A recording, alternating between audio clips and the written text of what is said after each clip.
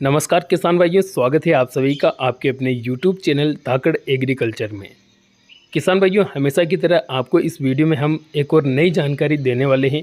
किसान भाइयों, इस वीडियो में हम बात करने वाले हैं सोयाबीन की फसल के बारे में। सोयाबीन की फसल से अच्छी पैदावार निकालने के लिए हमें सोयाबीन की फसल में फलियाँ बनते समय कौन कौन से ज़रूरी काम करना चाहिए। तो आज का इस वीडियो का जो हमारा टॉपिक है वो यही है और इस वीडियो में हम आपको एक बहुत ही शानदार जानकारी देने वाले हैं।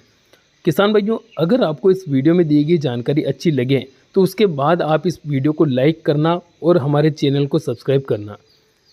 किसान भाइयों, बात करते हैं सोयाबीन के बारे में। तो इस समय पर सभी क्षेत्रों में सोयाबीन की फसल में जो है फलियां बन रही हैं और जब हमारी फसल में फलियां बनती है तो उस समय पर हमें कुछ ज़रूरी काम करना होते हैं। ज़रूरी कामों के बारे में बात करें तो सबसे पहला काम हमें करना है, हमें अपने खेत पे जाना है। अपने खेत में फसल को देखना है कि उस फसल में कोई कीट या फिर इल्ली तो नहीं है, क्योंकि फलियां बनते समय अगर कीट या इल्ली का प्रकोप होता है तो वो इल्लियां उन फलियों को काटना शुरू कर देती है, जिससे हमारे पौधे पर लगी हुई फलियों में से बहुत सारी फलियां नीचे गिर जाती है, जिससे हमारी पैदावार कम निकलती है। तो हमें पहला काम तो यही करना है कि अगर आपकी फसल में कीट या इल्ली लग रही है तो आपको बढ़िया कीटनाशक का स्प्रे करना है। दूसरी चीज़, जिन क्षेत्रों में लगातार बारिश होती है उन क्षेत्रों में सोयाबीन की फसल में फलियां बनते समय फंगस का अटैक देखा जाता है।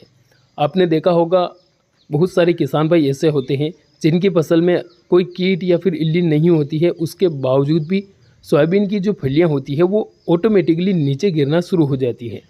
तो यह कुछ फंगस के अटैक के कारण होता है। तो अगर आपकी फसल में कीट नहीं है, इल्लियाँ नहीं है और फलियाँ नीचे गिर रही हैं तो आपको फंगीसाइड का स्प्रे भी कीटनाशक के साथ में कर लेना है।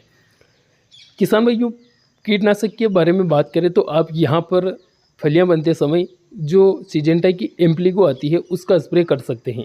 इसका काफ़ी शानदार रिजल्ट है और अगर आप फलियाँ बनते समय इसका स्प्रे कर देंगे तो फिर बाद में आपको अन्य कीटनाशक डालने की आवश्यकता नहीं पड़ेगी। इसका डोज आप 8 ml पर टंकी के हिसाब से और 80 ml प्रति एकड़ के हिसाब से लेकर स्प्रे कर सकते हैं। साथ ही फंगीसाइड की बात करें तो फंगीसाइड में आपको यहाँ पर 2 ऑप्शन मिल जाते हैं। पहला, आप कार्बेंडाजिम मैनकोजेब पाउडर का स्प्रे कर सकते हैं। दूसरा, टेबुकोनाजोल प्लस सल्फर वाला टेक्निकल आप ले सकते हैं।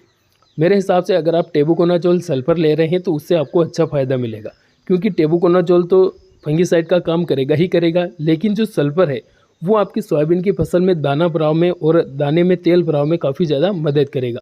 तो आप एम्प्लीगो के साथ में टेबुकोनाजोल सल्फर लेवें। टेबुकोनाजोल सल्फर की बात करें तो इसका डोज आप कम से कम 400 से 500 ग्राम प्रति एकड़ के हिसाब से, यानी कि 40 से 50 ग्राम प्रति टंकी के हिसाब से रखिए। दोनों को एक साथ में मिक्स करें और स्प्रे कर दीजिए। इसके अलावा आप इनके साथ में ले सकते हैं NPK 05234। किसान भाइयों, फलियां बनते समय फास्फोरस और पोटास की आवश्यकता होती है। तो NPK 05234 के अंदर 52% फास्फोरस और 34% पोटास है। तो जब आप एम्प्लीगो और टेबुकोनाजोल सल्फर के साथ में NPK 05234 का स्प्रे करेंगे तो आपकी फसल में कीट और इल्लियों का भी खात्मा हो जाएगा, फंगस का भी खात्मा हो जाएगा, साथ ही साथ फसल में तेल की मात्रा भी बढ़ जाएगी। इसके अलावा फास्फोरस और पोटास की पूर्ति भी फसल में हो जाएगी। तो आगे जब फलियों में दाना भराव का समय आएगा तो उस समय दाना अच्छी तरीके से बनेगा, दाना बोल्ड और चमकदार बनेगा। तो आप फलियां बनते समय ये काम ज़रूर करें। इसके अलावा बहुत सारे किसान भाइयों का सवाल होता है कि फलियां अधिक कैसे लाएं, मतलब फलियां बढ़ाने के लिए कौन सा टॉनिक डालें। तो देखिए किसान भाइयों, फलियां बढ़ाने के लिए कोई भी टॉनिक आपको मार्केट में नहीं मिलेगा। अगर कोई दुकानदार आपको ये बोल रहा है कि यह टॉनिक डालो इससे फलियां बढ़ जाएगी, तो ऐसा बिल्कुल भी नहीं है। आप किसी दुकानदार के बहकावे में ना आए, क्योंकि हमारी फसल में जितने फूल आए हैं उतनी ही फलियां बनेगी। जितनी हमारी फसल में अगर फलियां बन चुकी है तो उससे ज़्यादा हम उसमें बढ़ा नहीं सकते हैं। तो जो फलियां हमारी फसल में आ रही है हमें उन फलियों को सुरक्षित रखना है, हमें उन फलियों को नीचे नहीं गिरने देना है। इसके लिए हमें कीटनाशक फंगीसाइड का स्प्रे कर देना है। तो हमारी जो फसल में जो फलियां आ रही है वो नीचे नहीं गिरेगी। तो जो फलियां हैं उनसे ही भी हम अच्छी पैदावार ले सकते हैं, क्योंकि उनमें हम दाना भराव अच्छी तरीके से करवा सकते हैं। तो उससे हमारी पैदावार अच्छी निकलेगी। तो आप किसी भी अन्य टॉनिक का स्प्रे ना करें। जो टेक्निकल जो दवाएं हमने आपको बताई है, आप फलियां बनते समय इनका स्प्रे कर दीजिए। किसान भाइयों, इस वीडियो में दी गई जानकारी से क्या आप संतुष्ट हैं या फिर नहीं हैं, कमेंट में ज़रूर बताइए। अगर आपको वीडियो अच्छा लगा है, जानकारी पसंद आई है, तो आप अब इस हमारे यूट्यूब चैनल को सब्सक्राइब कर लीजिए और वीडियो को लाइक कर दीजिए, और इसी प्रकार के वीडियो आगे भी देखने के लिए चैनल के साथ में लगातार बने रहे। धन्यवाद। जय जवान जय किसान।